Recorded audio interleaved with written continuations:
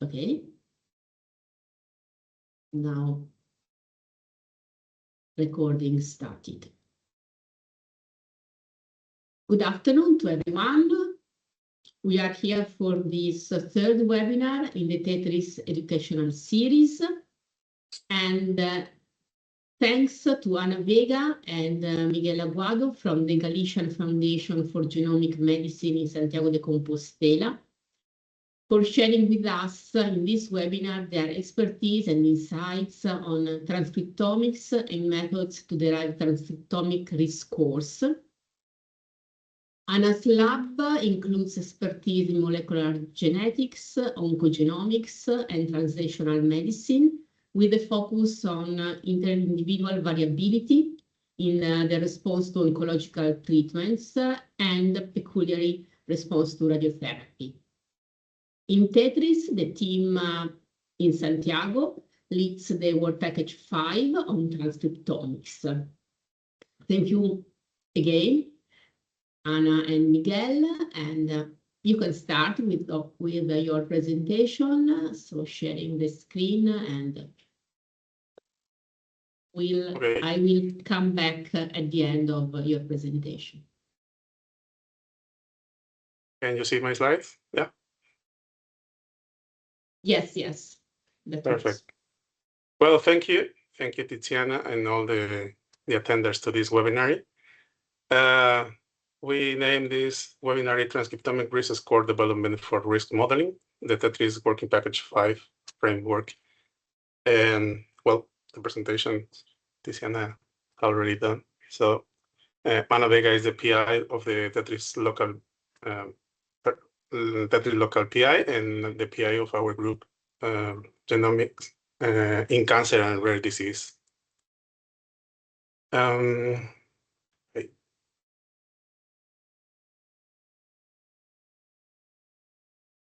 I will start with a short background to introduce the main ideas and go then through the few key concepts to put you on the scene. And next, I will present the Tetris project and the role of Working Package 5, including the data and the cohorts that we are working with. From there, I will move into the methodological part, focusing on how we obtain and use transcriptomic signatures and what we have explored so far. I will also briefly introduce an exploratory approach that we are planning to apply. And finally, I wish to finish with the main challenges and the next steps. So let me start with transcriptomics. So transcriptomics studies all RNA molecules produced in the cell or tissue at the given moment. So in simple terms, it tells us which genes are active and which ones are not. While DNA is relatively stable, transcriptomics captures what is changing in real time. So it reflects what the cell is actually doing, for example, during the disease or in response to treatments. So using techniques like RNA sequencing, we can measure the activity of thousands of genes at once. And this helps us to understand the biological processes and study diseases and develop predictive models like we are doing here. So transcriptomic can be seen as a snapshot of biological activity at the individual level. To understand this, we need to briefly define RNA. So what is RNA? RNA is the molecule that contains genetic information to cellular function. So DNA stores the instructions and RNA reads and uses them. So structurally, RNA is usually a single strand and less stable than DNA. This makes it more flexible and short-lived, which is useful to capturing temporary changes in the cell. So RNA is central to the flow of information in biology. First, the DNA is transcribed into RNA. Then the RNA is translated into proteins, which perform most cellular functions. So RNA is not only a messenger. Different types of RNA also help build proteins and regulate gene activity. So in simple terms, DNA stores the information and RNA puts that information in action. Now, how do we study the RNA and why it is useful? We study RNA by measuring gene expression, meaning how active each gene is in a sample. The most widely used method is the RNA sequencing, which allows to analyze gene expression across the whole genome. So the general process includes extracting the RNA, converting into cDNA, and analyzing it using sequencing and bioinformatics tools. In the context of disease, this information is very valuable.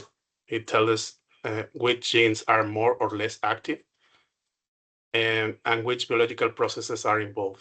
So that helps us to understand how patients respond to disease or to treatment and to identify diseases subtypes or different types of gravity. So studying the RNA supports biomarker discovery, patient stratification, and of course, predictive modeling. Finally, how do we go from the RNA data to something clinically useful? So in a typical RNA-seq study, we start collecting samples from patients and controls. We then measure the gene expression across thousands of genes. After data processing, we identify genes that show significant difference between groups. From these genes, we select the most informative ones using statistical methods, and they are combined into what we call a transcriptomic signature. This signature represents a specific pattern of gene expression associated with disease or outcome. One gene could be upregulated and others downregulated, but all the gene expression pattern is that we call the signature, transcriptomic signature. Finally, these findings are validated in independent datasets to ensure that they are robust and reliable. And so in this way, the transcriptomic data can be translated into practical tools for risk prediction and disease understanding. A transcriptomic risk score, or TRS, is a numerical value that summarizes information from gene expression into single measure risk. So it is built for using transcriptomic data where specific genes or gene signatures are selected based on the association with the disease or clinical outcomes. And the idea is to move from high-dimensional gene expression data to a simplified score that captures the overall biological risk profile of a patient. So in practice, the TRS can help to stratify patients into different subgroups, different risk groups, improve prediction of disease outcomes, and support the personalized decision-making. So there are four key concepts that is important here. First, the RNA is the molecule that carries genetic information from DNA and reflects that the cell is actually doing at a given moment. Second, transcriptomic is the study of all the RNA molecules in the cell or tissue, giving a snapshot of gene activity. Third, the transcriptomic signature is a selected set of genes whose expression pattern is associated with a specific biological condition or disease. And finally, the transcriptomic risk score that combines this information into a single numerical value that can be used to estimate disease risk or patient outcomes. So in summary, we move from RNA, transcriptomics to signatures to risk score. Now, let's bring this concept together and move into the context of Tetris project. So Tetris is focused on improving radiotherapy safety through the development of personalized risk prediction tools. So everybody here knows that radiotherapy is highly effective in cancer, but it also exposes healthy tissues such as heart and lung to radiation in breast cancer patients, increasing the risk of long-term side effects. So Tetris integrates clinical, imaging, genetics, and transcriptomic data to better estimate the individual patient risk. The project also explores the use of digital twins, virtual patients models that allow simulation that helps to predict the risk of severe side effects after breast radiotherapy. Within Tetris framework, different work packages address different components of the personalized risk modeling approach. So the working package 5 is transcriptomic, and we are especially focused on the use of RNA-based information to improve the risk prediction. So our aim is to identify RNA signatures associated with different conditions and disease, such as cardiovascular disease, pulmonary disease, and second cancers, and these specific diseases. These signatures are then extracted from patient blood samples across both retrospective cohorts, such as required and precise, and prospective data from our prospective cohort, Tetris cohort. And finally, these RNA-based biomarkers will be integrated into the broader Tetris ecosystem, including the models of risk model and the models of risk and the digital twin framework. So within the working package 5, we compute transcriptomic risk score using, as I said, the retrospective and the prospective cohorts of breast cancer patients.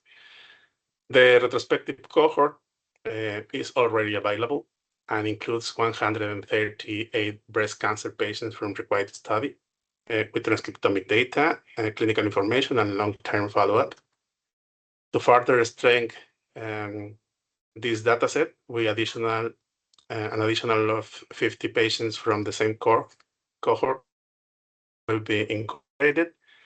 And with Tetris, a prospective cohort of approximately 250 patients will be recruited across 5 European hospitals: the Istituto Nazionale di Tumori, Università Villa Salute San Raffaele, Karolinska University Hospital, Vall d'Hebron from Barcelona, and Hospital Clínico Universitario Santiago de Compostela. For the RNA-seq workflow, blood samples are collected from packed genes, tubes, prior to radiotherapy, and RNA is extracted from these tubes. Then we check the quality of this RNA. And the sequencing has already been performed from the retrospective cohort and will be carried out for the prospective cohort using some platforms like Illumina NovaSeq. And this generates paired end reads with an average of around 60 million reads per sample, following ribosomal RNA depletion library preparation. So the informatic pipeline includes quality control,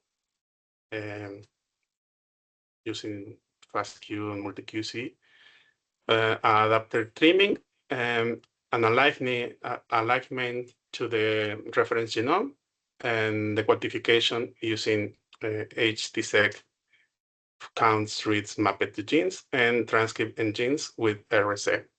And finally, the gene expression data is normalized using the seq2, and once the variation is corrected using methods like RUBG.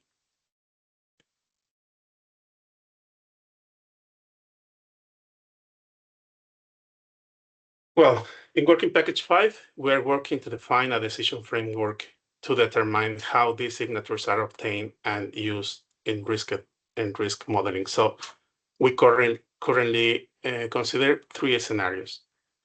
We can use direct use with using available resources, literature-based using validated evidence, or the indirect estimation from PRS. This is our exploratory approach.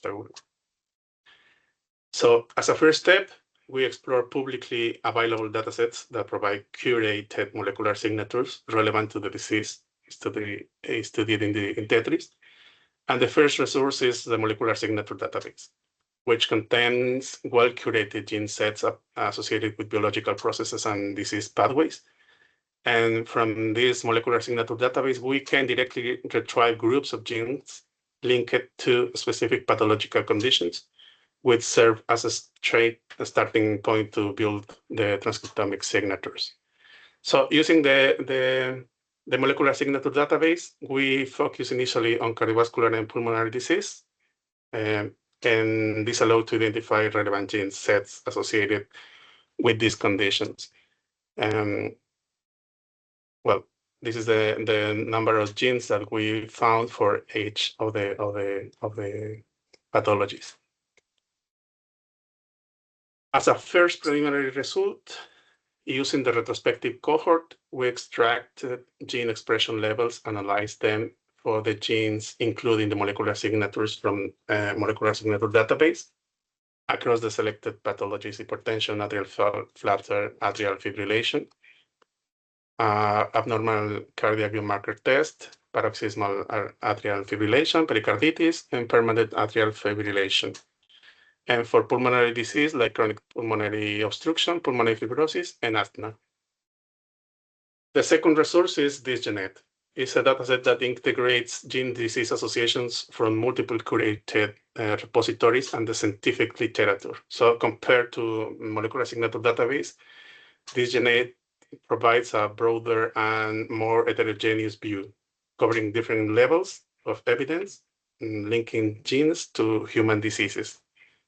So we extract the genes associated with these diseases relevant to Tetris, the cardiovascular and the pulmonary diseases. And again, using the retrospective cohort, we generate and analyze gene expression profiles for all genes associated with the select DisGenet pathologies. This is essentially hypertension, myocardial infarction, coronary artery disease. For pulmonary, chronic obstructive COPD, idiopathic pulmonary fibrosis, pulmonary hypertension, and asthma. So we have all this information of all the genes involved in each condition. So now we need to estimate transcriptomic activity at the individual sample level. So measuring the risk of these genes. So to do this, we apply the simple sample gene set enrichment analysis, SSGCAE, on normalized gene expression data. So this method ranks all genes within each sample according to their expression levels, and then calculates an enrichment score that reflects whether the genes in the given phenotype-specific gene set are collectively up or down regulated compared to the rest of the transcriptome. In other words, the SSGCAE transforms gene level expression into a sample-specific activity score for each individual signature. So finally, to verify interpretability of all this data of this score, we scale these scores to a range of 0 to 1 to better interpret these results. We did the same with the result of DisGenet database information, and this is the result that we find. Each of these columns is a different pathology, and the patients are in the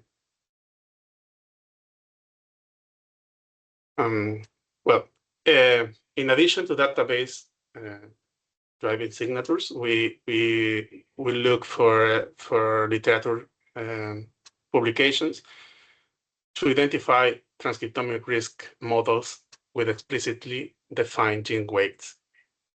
We need the weights because these tell us if a gene is overexpressed or underexpressed, and if it's associated to risk or to protective risk for the patient. So we found two representative examples that we are showing here: the COPD transcriptomic risk score from Moll et al. And the asthma RNA-seq risk score from Cow et al. The both models are based on blood-derived transcriptomic data. This is important because our study is in blood, and include predefined gene sets, the transcriptomic signature, with associated weights for the transcriptomic risk score. So the COPD study developed a transcriptional risk score.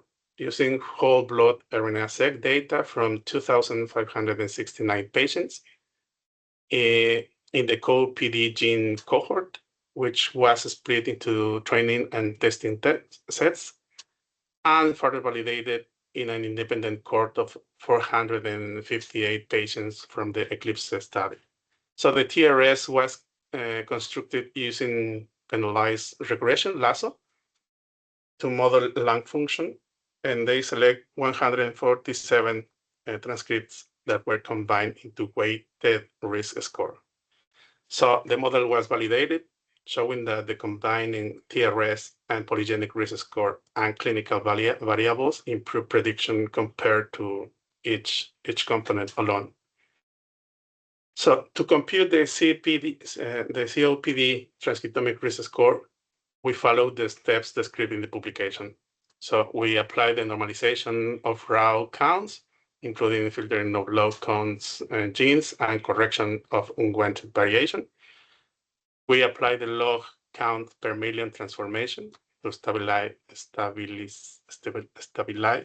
variance across samples, centering and scaling of gene expression values mean equal to 0 unit variance. And we select the genes.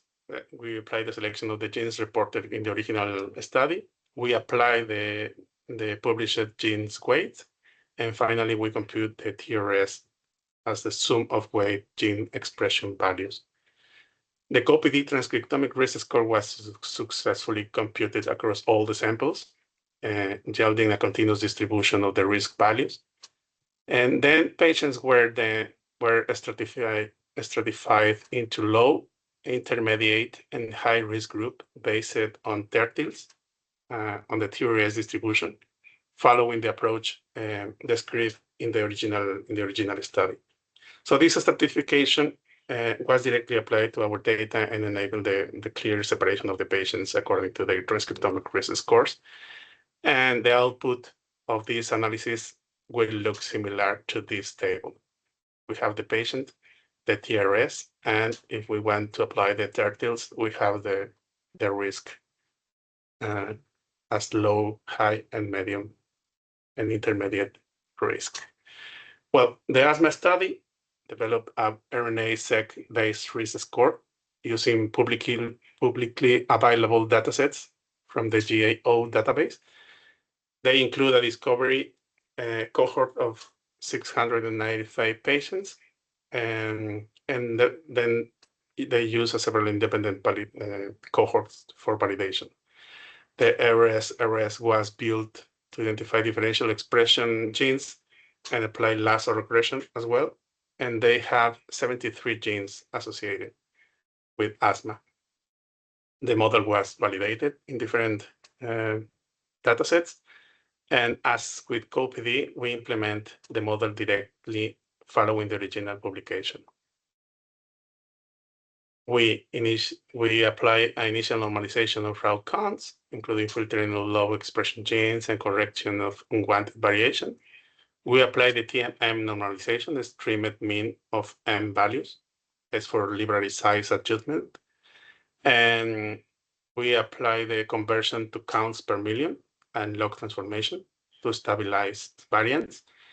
Then we select the genes reported in the original publication. We apply the published gene weights and computate the final RS as a weighted sum of gene expression values from our cohort. The asthma RNA-seq risk score was also successfully computed across all samples. This is the distribution. And we tried the same approach, grouping patients in low, intermediate, and high risk categories using the tertiles as the score distribution. And well, we have more or less the same table with the RS score. And if you want to apply the tertile parameter, is there. So the exploratory approaches as a third and still exploratory approach within working package 5, we will investigate the indirect estimation of transcriptomic signatures from polygenic risk score from working package 4. So there is a lot of studies, recent studies that suggest that combining polygenic risk score, transcriptomic risk score, and clinical variables may improve predictive performance.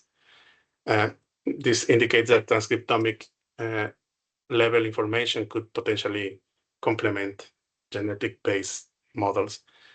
And we think this could be useful for Tetris project. So within this approach, we will start from the PRS and phenotypes generated in working package 4. We will then go back to the original GWAS studies from where the PRS came and extract the summary statistics. Using this information, we will apply a TWAS to link genetic variation with predicted gene expression, allowing us to estimate gene level weights. We need the weights. These weights will then be used to compute transcriptomic risk score for each individual in our cohort.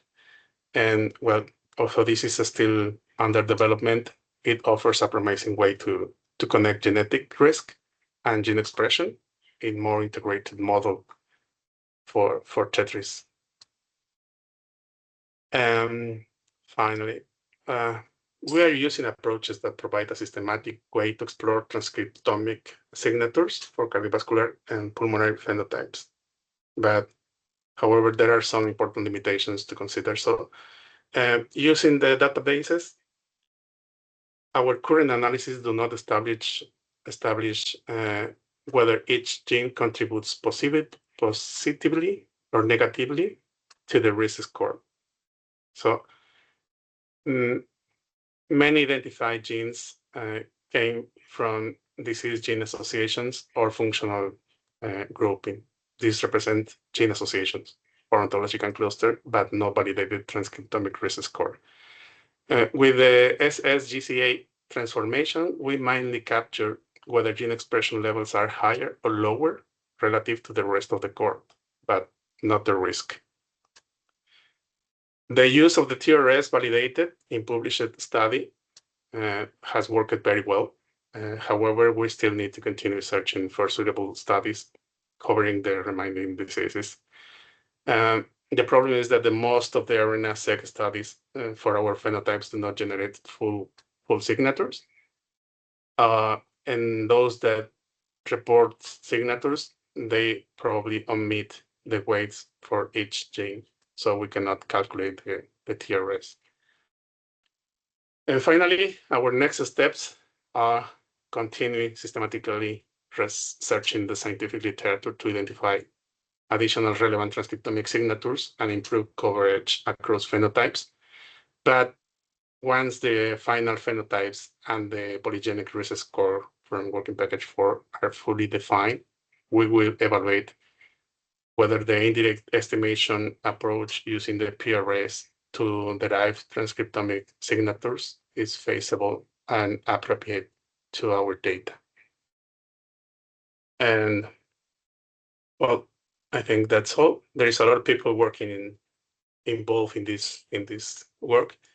It's our genetics and cancer and rare disease group from the Fundación Pública, Gallega, Medicina, Genómica, and Instituto de Investigación Sanitaria Santiago. A lot of physicians and physics from the Universidad de Santiago, del Complejo Hospitalario de Santiago, all the people in Requite, all the people in RAD Precise, of course. A lot of institutions working in this project, and of course the team, the Tetris team. And that's all. Thank you. Thank you, Miguel. Thank you, Miguel, for this very comprehensive presentation of the approach. I am starting with a question just to check if I understood well. As I mean, when listening to you, my impression is I can understand. Then I mean, in 1 hour, I am probably again at the point where I miss something. If I can understand well, we if you succeed in estimating the TRS from PRS from GWAS, this means that you can go beyond the limitation of the population size with RNA. Is that correct? So if you succeed in this link between GWAS and TRS, you can go from the 200 patient population with RNA to the 2000 with GWAS. Am I correct, or am I only optimistic? Just to understand if my understanding was biased by optimism. No, the problem is for extract the TRS from the PRS from the GWAS, we have to cover the original study. We need the PRS that are in the database came from GWAS. So we have to recover the GWAS, the original GWAS from the PRS came from, and we then make a TWAS to detect the level expression of these signals in the GWAS, in the original study, not in our cohorts. In the original study, but then when you succeed, you can compute that in the all required data set, as we have GWAS in the required data set, or you still can compute that. So you are going to the GWAS from the studies which developed the PRS. Okay, yeah. That's which are even bigger population than much bigger population than the required one. But then you work there, you establish some link between the GWAS and maybe I'm not understanding this. You can establish a link between the GWAS and the TRS. So when that link is established for those populations, can we go back to the required GWAS and estimate the TRS for the all required population? This is yes. Yes, we can do it. Yes. Okay, so in principle, that would overcome the big issue of the population size of with RNA, as that is 1/10 of the population size with the GWAS in required. So you work on the biggest population, and then you can go back to required. Maybe we'll see. If I can clarify, maybe. So the idea would be, if I understand correctly, Miguel, so maybe you can correct me. So we have the GWAS data for cardiac disease, in speaking in general terms. Then you propose to do from the RNA data published, maybe in cardiac disease, to generate the TRS for that study, right? No. And then the TRS calculated the transcriptome risk score applied to a required. No, as like no? The TWAS is estimation from the GWAS. So with the genotyping data, you can estimate the level expression of the genes. Okay, without having RNA real data. It's estimation. Okay. So that is something that I didn't know, because I'm not expert in a TWAS. So that is something GWAS that maybe help Tiziana to understand. Yeah. So you have the GWAS. If from the GWAS, you have signals that are associated with the phenotype. So you can take the gene where the signal is located and investigate all the genome, the genotyping data, to estimate the express the level expression of this gene. Okay. Then we can do analysis with this estimation and calculate the weight. Okay. The weights for the association of this gene expression estimated from the GWAS. Okay. Then we use that information, that weight, and use in our RNA-seq data. Or that's real RNA. Okay, understood. Okay.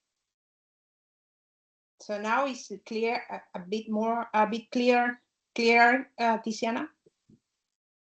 Yes. No.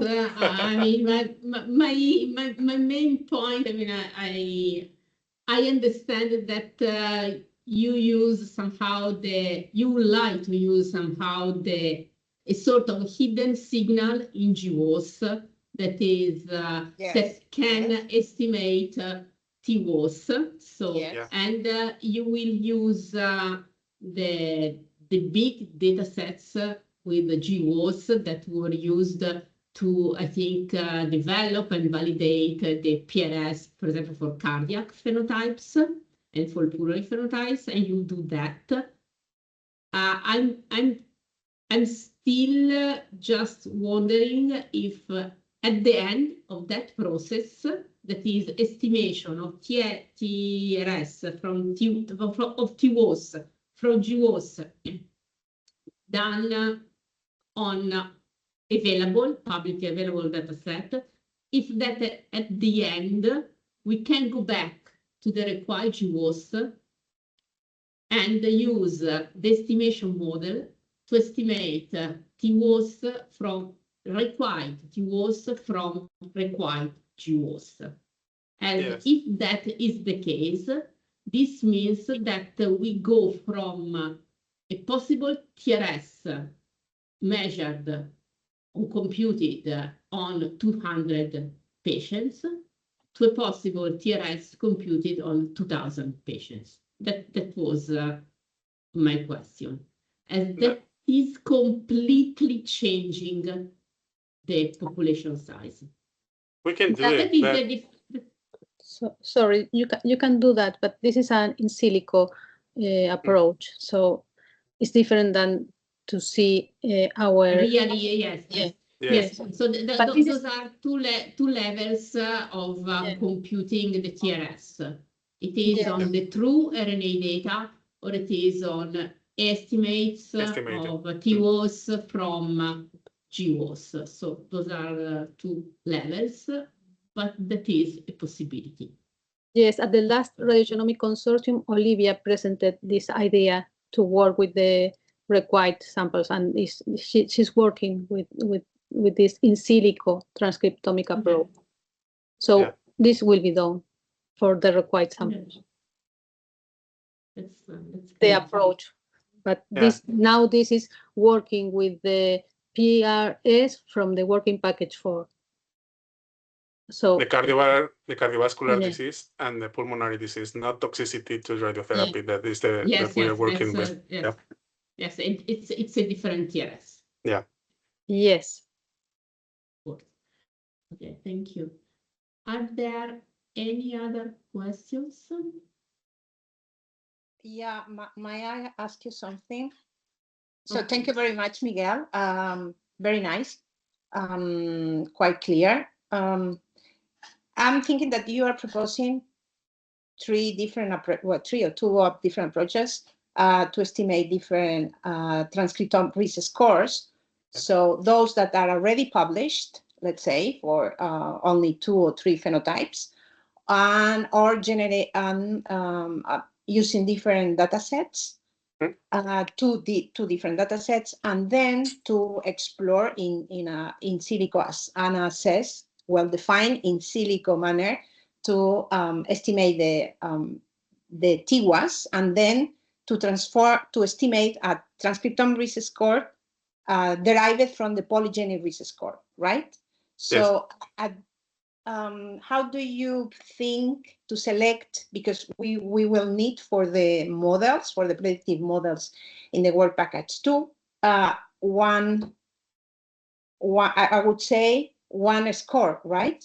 So I don't know, have you thought, or integration of the 3 scores? I don't know. If that phenotype has 3 different derived scores, we could integrate, for example, in one, or how to choose those scores to be integrated in the model. That's a big problem. We don't know. We have to work on that. Well, I think we have to see the predictive value of this, of each of this one. Yes. Yeah. So we don't know if the PRS TRS will work. There is some publications.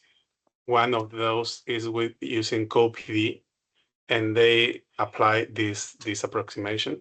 They take the genotyping data from the top med cohorts and analyze CoPD, and then they did the TWAS and used for a transcriptomic risk score.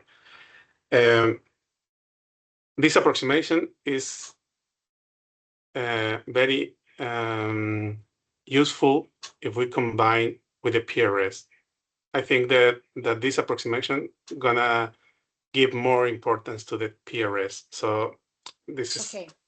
And the other ones is independent from the PRS. So the database, we are not good. We think that this is not a good approximation because we don't have the weights. We are taking the genes that are associated, but we don't know if one gene is upregulated, downregulated, or if increase the risk or decrease the risk. So we only take the genes that are associated, and we analyze if in our cohort is overexpressed or underexpressed. The perfect one is the validated TRS, but we only have 2 for now. I think that we have to work on that and see what is better. We don't know already. Because the data that you have so far showing for these 2 papers follow the same methodology that they used, grouping, clustering the individuals in 3 groups. I mean, I maybe that is enough, because you are demonstrating that the score from that publication is at least, as I remember correctly, they are separating very well. They separate very well. Yeah, but it's because we are taking account the tertiles. So always it's gonna be three groups, because it's the representative of our cohort. So we have to check that also. How can we include our cohort in the original paper to plot the samples and have a real distribution? Okay. Because we have all the PRS, the TRS, and the TRS we select 3 tertiles. So we have the same proportion of the high risk, intermediate, and low risk. Yeah. You know what I mean? Yeah, more or less. Yeah. Thank you. Thank you very much. Thank you. I think that the interesting thing will be to see where patients required, breast cancer patients is required, for example, with COPD at baseline or asthma at baseline, where they are placed in the 3 tertiles. Hopefully they are mostly in the 2nd and 3rd tertile. I just had a very, very, very quick check now. I think that the issue there and the numbers, we have 14 COPD patients at baseline in the whole required population. I do not know how many of them have the RNA sick. 66 asthma patients. That is more promising. But I mean, the issue is the intersection with patients with the RNA. That's the population size limit.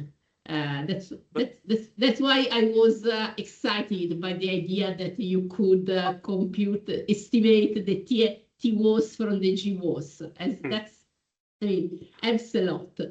That's Tiziana, sorry, we need to select sample for the next 50 RNA-seq. So maybe you can we can share this information and we can sequence these patients. So the patients with pulmonary events before radiotherapy. So and see how this works. Yes, that would be an idea to maximize the possibility to see some patient points with without, especially some patients with COPD or asthma in your plots of the risk divided by tertiaries. So that's. I think there is a problem with the COPD in the required breast database because we are not. This was not included as a specific and a question. So some of the physicians could not register it. Yes, but a lot of we have the images. We have the images, of course, but then it is that is not the clinical evidence of COPD. But when we asked Adam the free text, really clinicians were very meticulous in writing everything in that free text. So I mean, you can find a lot of information, and then of course that is not systematic, but at least those that have you know. So I see a question from Claudio. And he's asking, what about the association is essentially between the risk scores and the age of patients? We can try. Yes, that is RNA. As in principle, the age is not included in the TRS. But as it is RNA, so not DNA, maybe different ages are pushing the expression of genes in different ways. That's a good point. You can try. Having this conversation, I'm thinking also that we could, with the PRS, also contributing to the TWAS. But by our side, those individuals that are having baseline COPD or asthma, we could check if they are in the higher percentile of risk in the polygenic risk score. Yes. It's something and that we can also, look for associations between features in the images and the TRS. The last time, yes. Yeah. And also in the TRS, the population size is, smaller. But then you can use the all 200 patients to compute association between their TRS and images from features from images. So. Well, but in the final model, that clinical variables would be included, isn't it? Yes, it's clinical variables. I'm just thinking if we can design different possibilities to overcome the limitation of the population size with RNA.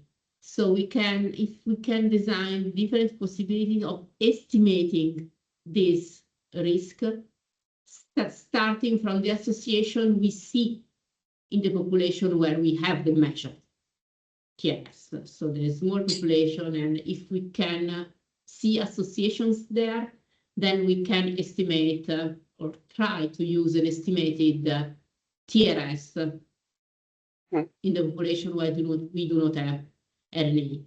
For sure, TWOS is a possibility, TWOS from GWOS, and maybe putting together information from GWOS, age, and images, it's another possibility to have somehow an estimate. That's thoughts to the future. I don't know if we will have the time to do that. Yeah.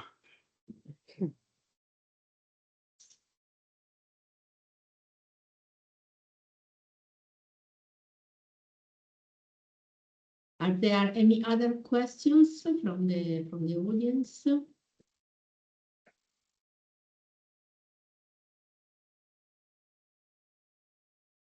Okay, if not, I would like to thank you again to Miguel and Anna for this, for the work and for the very clear presentation and a very nice presentation. Thank you again.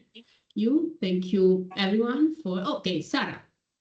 I know, I'm sorry, I want, I was looking for the, again, for the this. Okay, but we can have that live. Yes.